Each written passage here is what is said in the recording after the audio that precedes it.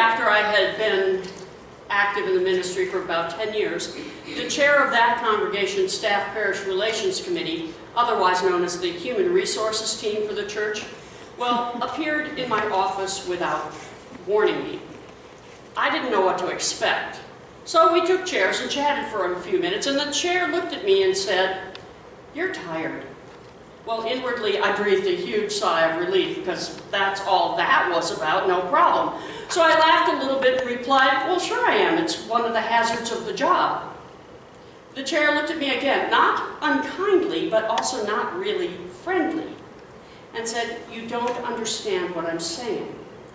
You're tired, and you are absolutely no good to us when you are tired."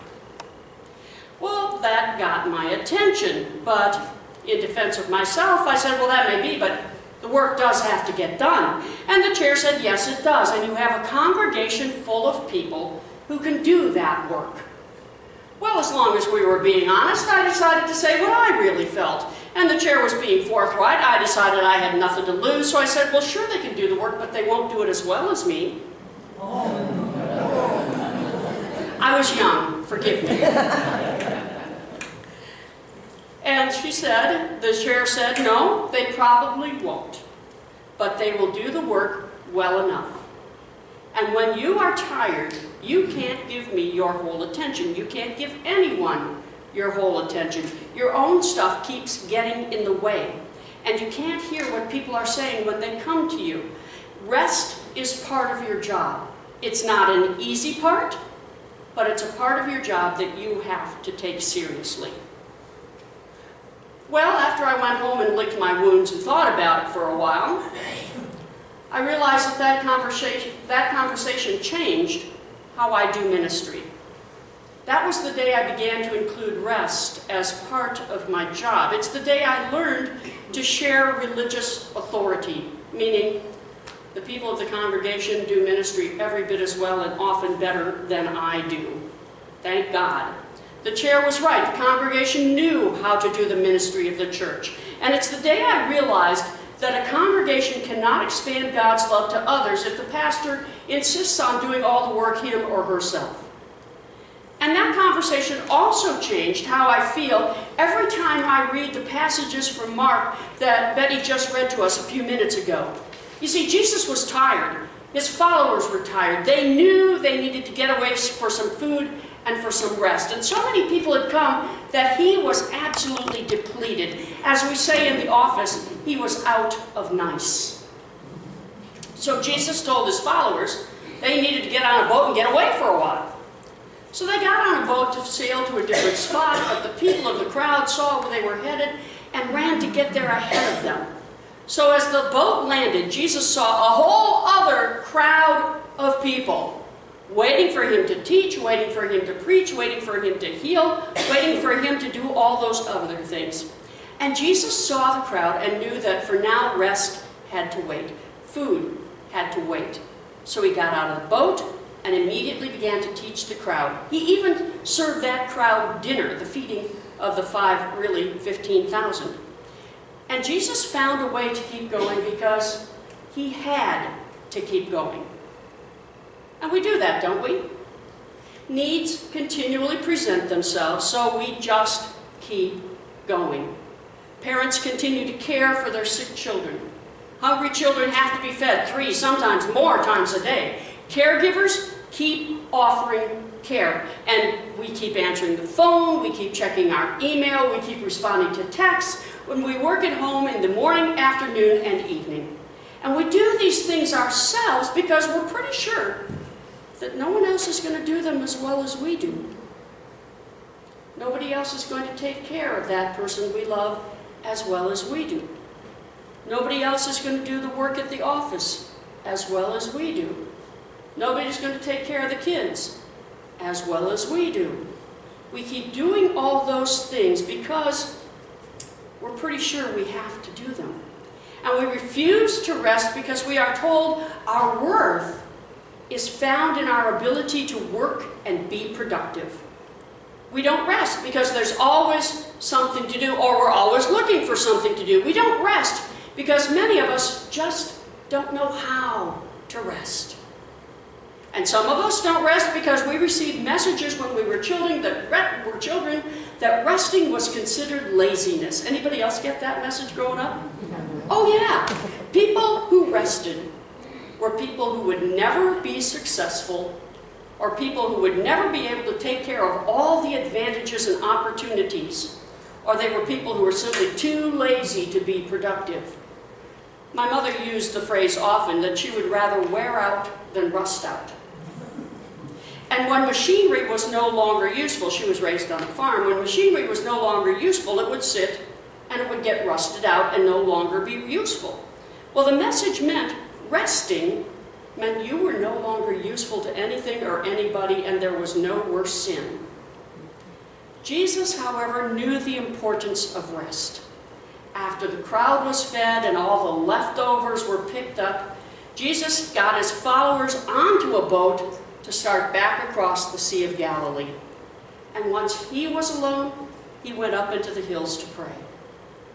And that was really the primary way that Jesus rested. He went up into the hills to pray. He knew that true rest, rest that fills our souls and restores our bodies, true rest is included listening to God. And no doubt Jesus spoke from his heart when he prayed. He didn't hold anything back, but he also knew that the best part of praying was running out of words so that he could just lay there or kneel there or sit there and listen for God's voice speaking to his heart. Jesus knew the best part of praying was letting his empty soul be filled by the presence of God's Spirit. Now, rest looks like different things for different people, but true rest includes opening our hearts and our souls to the kind of peace and the kind of energy that we can receive only from God. And for Jesus, rest was time praying with God. But for some of us, rest means time doing a craft, or coloring, or drawing. For others, rest is time spent talking with God and then going to sleep so God can speak to our souls in our sleep. And we wake up feeling absolutely refreshed because we've said, God, speak to me in my sleep. Now, just an aside, only 31% of our teenagers get enough sleep. That means 69% do not. Only 30% of adults get enough sleep. That means 70% of us in this room do not. And let's face it, it's hard to be brave, it's hard to be objective, it's hard to be pleasant, or even reasonable when we are tired. And I suspect most of us, when we do not sleep well, don't because we haven't spent enough time with God. If we lay down in bed exhausted, but we can't turn our minds off, I suspect it's because we haven't spent enough time talking to and listening to God. And if we fall asleep and then wake up in the wee hours of the morning and can't go back to sleep, I suggest we do well to spend more time listening with God. If our sleep is restless and we wake up tired but have not been diagnosed with a sleep disorder, chances are we have not spent enough time with God. And spending time with God for a few of us means sitting in silence and letting God speak to our souls and speak to our hearts. But I've already admitted, I do not do well in complete silence. I'll start making up stupid songs. I mean, anything. But I have the ability to sit and let music play quietly in the background. Or to have a television show, usually a sitcom that I've watched a few hundred times and could recite by heart, on quietly so that I don't have to pay attention to it. But in the midst of that music, in the midst of that TV show, God has room to speak. God has room to fill our hearts. Some of us need to say our thoughts and our concerns out loud so that we can get all that stuff out of our heads so we have room for God to move into our heads. Or we can say breath prayers so that our minds continue to stay busy, but we are welcoming God into the midst of the conversation. The goal is to let our minds and our bodies grow so quiet that we can sit in the pleasure of God's presence and let God's Spirit fill our tired souls and our empty minds. Now, sitting in God's presence and waiting for the Spirit to fill us, that is rest. And it's not easy to rest that way. Most of us would rather rest by going out and doing something, by recreating. But resting means letting God speak to us, by letting God's presence fill us, by letting the peace of God become so completely part of us that we find ourselves filled with the energy to do the work of being God's people in the world.